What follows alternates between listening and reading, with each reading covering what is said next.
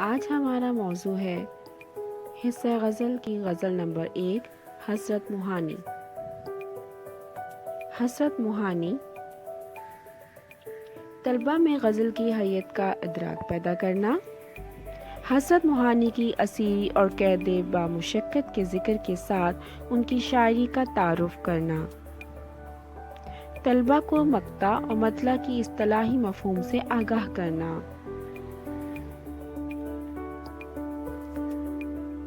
حسرت موہانی کا نام اصل نام سید فضل الحسن اور تخلص حسرت تھا۔ اودھ کے قصبہ موہان میں پیدا ہوئے، اس لیے موہانی کے نام سے مشہور ہو گئے۔ حسرت موہانی سیاسی معاملات میں حصہ لینے کی وجہ سے قید بامشقت کی سزا بھی ملی، جس دوران کے اشعار ان کی غزلوں میں ملتے ہیں۔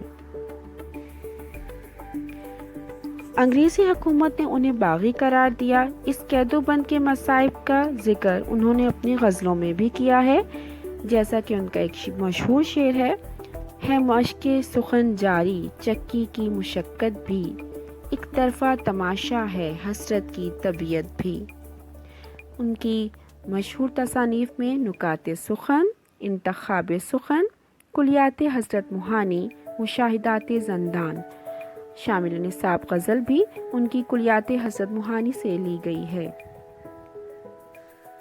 شعر نمبر 1۔ مصیبت بھی راحت فضا ہو گئی ہے، تیری آرزو رہنما ہو گئی ہے۔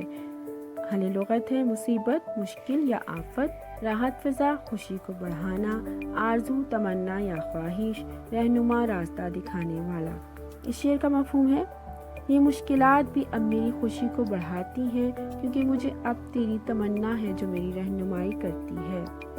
اس شعر میں معرفت حقیقی کا درس ہے۔ شاعر کی زندگی قید و بند کی مشکلات اور درد و غم سے بھری ہے۔ اس شعر میں شاعر کہتے ہیں کہ مجھ پر آنے والی مصیبت میرے لیے مصیبت نہیں رہی، بلکہ میں تو اس مصیبت سے خوشیوں کا راستہ نکال لیتا ہوں۔ شاعر کہتے ہیں کہ مجھ پر آنے والی مشکلات اب میرے لیے خوشیوں کی طرح ہیں، کیونکہ میں ان مشکلات کو خاطر میں ہی نہیں لاتا۔ میرے لیے تو اس میں خوشی کا پہلو ہے، اس طرح کہ میری تو اللہ تعالیٰ سے ملنے کی آرزو پوری ہو جائے گی۔ شاعر کہتے ہیں کہ میری تمنا میری رہبر ہو گئی ہے، میں ہنسی خوشی اس راستے پر چلا جا رہا ہوں۔ اس راستے کا اختتام کیونکہ اچھی منزل ہے، اور وہ منزل میری اللہ تعالیٰ سے ملاقات ہے۔ مماثل شعر دیکھ لیتے ہیں۔ رنج سے خوگر ہو انسان تو مٹ جاتا ہے رنج، مشکلیں اتنی پڑی مجھ پر کہ آسان ہو گئیں۔ ایک اور شعر ہے۔ عشرت قطرہ ہے دریا میں فنا ہو جانا، درد کا حد سے بڑھنا ہے دوا ہو جانا۔ شعر نمبر 2۔ یہ وہ راستہ ہے دیار وفا کا، جہاں باد سرسر صبا ہو گئی ہے۔ حل لغت ہے دیار وفا محبوب کی گلی، باد سرسر تند و تیز ہوا، صبا صبح کی ٹھنڈی ہوا۔ اس شعر کا مفہوم ہے یہ محبت کی گلی کا وہ راستہ ہے جہاں تیز اور تکلیف دہ ہوائیں بھی صبح کی ٹھنڈی ہوا کی مانند ہو گئی ہیں۔ اس شعر میں شاعر کہتے ہیں کہ اگر منزل اچھی اور مرضی کے مطابق ہو تو راستے کی دشواریاں مصیبتیں محسوس نہیں ہوتی ہیں۔ دل میں لگن اور شوق ہو، منزل پر پہنچنے کی تمنا ہو تو ہر مشکل آسان ہو جاتی ہے۔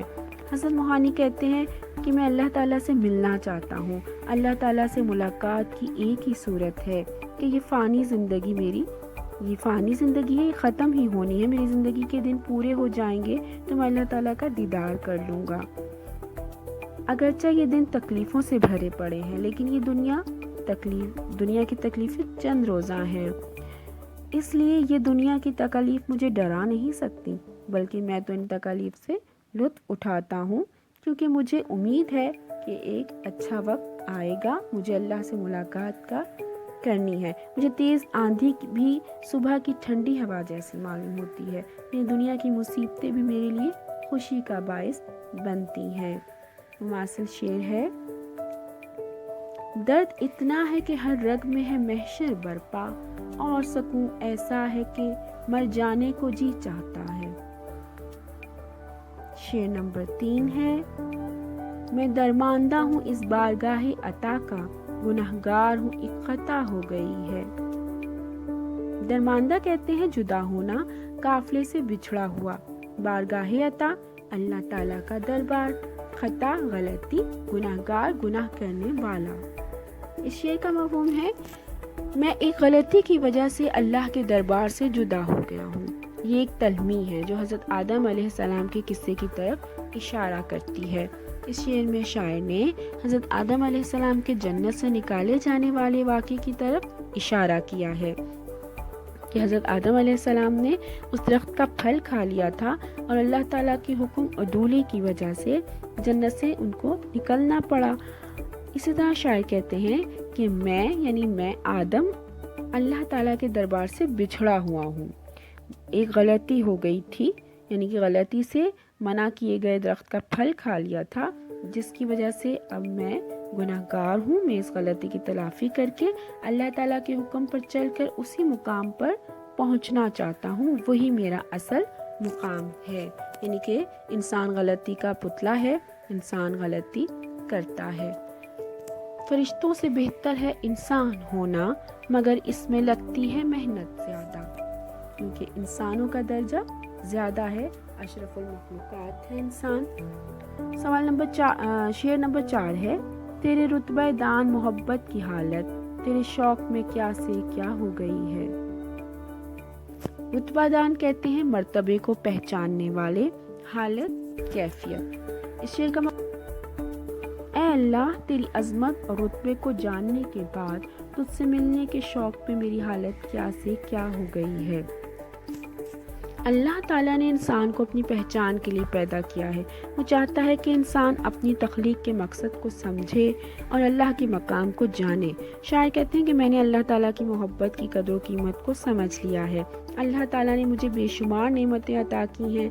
अल्लाह ताला ने हर कदम पर मेरी रहनुमाई की है। वो मुझसे बड़ी मोहब्बत रखता है क्योंकि वो मेरा खालिक है।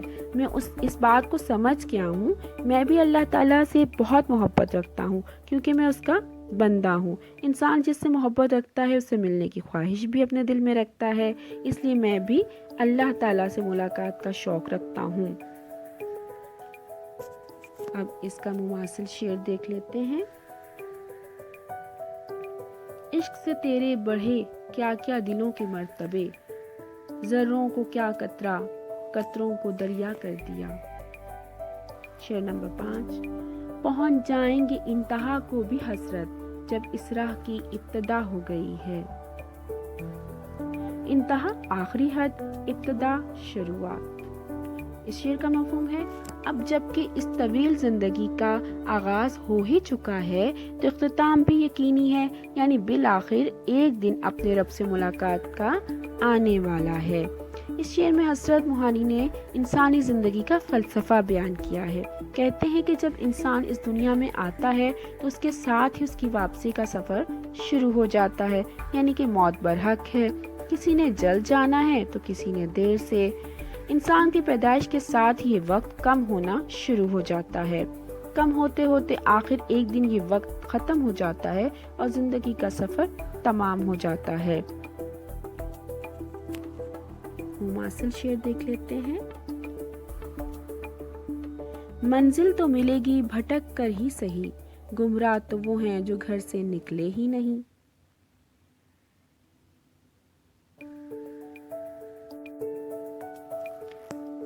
अब कवायद में मत्ता और मक्ता का अहाता किया जा रहा है।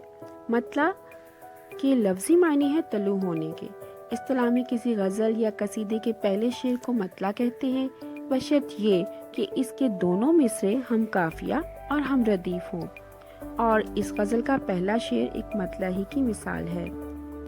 मक्ता का लफ्ज़ी मायने है काटने के, यानी कि ख़त्म करने के। इस्तिलाह में गज़ल का आखिरी शेर मक्ता कहलाता है, बशर्त ये कि इसमें शायर अपना तखल्लुस इस्तेमाल करे, और अगर उसमें तखल्लुस ना हो तो वो सिर्फ गज़ल का आखिरी शेर कहलाएगा, मक्ता नहीं।